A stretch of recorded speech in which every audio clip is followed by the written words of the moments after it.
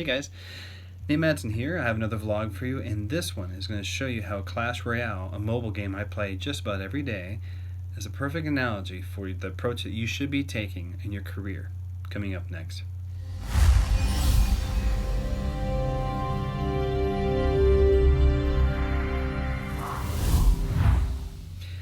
Okay, so bear with me here. This is a nerdy example, and I'm going to try and have one of those like pictures or videos within a frame showing you some gameplay, actual gameplay that I did. But what I want to just try and explain here is, first off, the way the game is played, so you understand why I'm making this analogy, why I'm drawing these parallels. Clash Royale, you have two towers and you have a king tower, and your opponent has the same thing. You cannot see what your opponent's about to play. You just see it as it's being played on the board. And then you have these cards that pull up. And the cards are always randomized in the order. And then you have elixir. It's a little purplish, pinkish bar that fills up. And everything you do costs a certain amount of elixir. So you can't just play all of your cards right at once. You're going to run out of elixir and you have to wait for it to grow and to gather. And so in the footage I'm showing you, my opponent is putting down these collectors, which add more elixir than what you would normally get.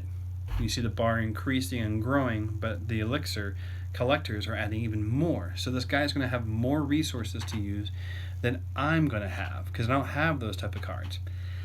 Now, I told you this is nerdy. I told you it's nerdy.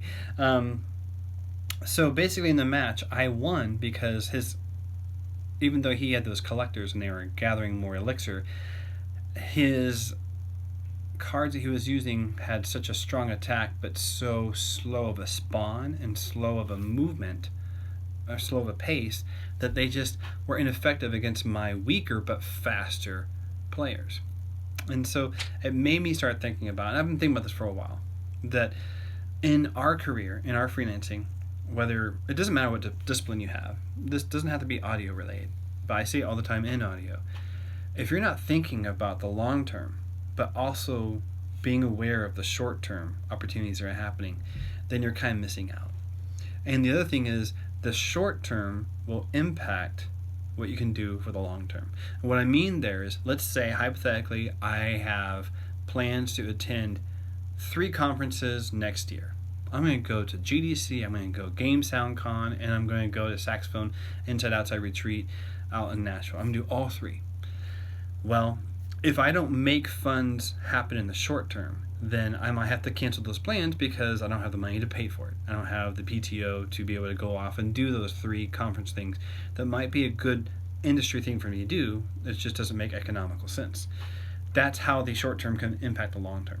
The long term doesn't necessarily impact the short term as strongly because it's just hard to know what's going to happen a year from now, 2, 5, 10 years from now. So you make the best plans you can for the long term. In the meantime, you still split your focus and look at what can you do in the short term. What opportunities can you do? What investments can you make? How can you network with people to increase the traction you have in the short term? But don't forget about the long term.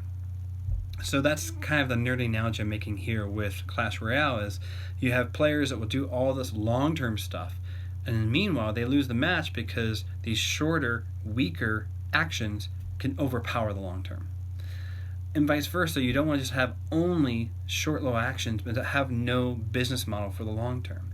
If you're only looking at freelancing as, I'm going to just get these projects and just unload them, and you're not doing a business model for the long term, you're not thinking about how you're branding for the long term, you're not thinking about the aspirations you have for yourself in the long term, then you're just kind of doing this instead of following a trajectory.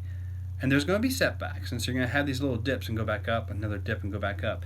Instead of having that path that you're hopefully following, instead you're just kind of just meandering around. I'm not sure where I'm going type of deal. And you don't have a defined goal. So my advice, we're getting towards the end of the year. It's almost 2020, can't believe it.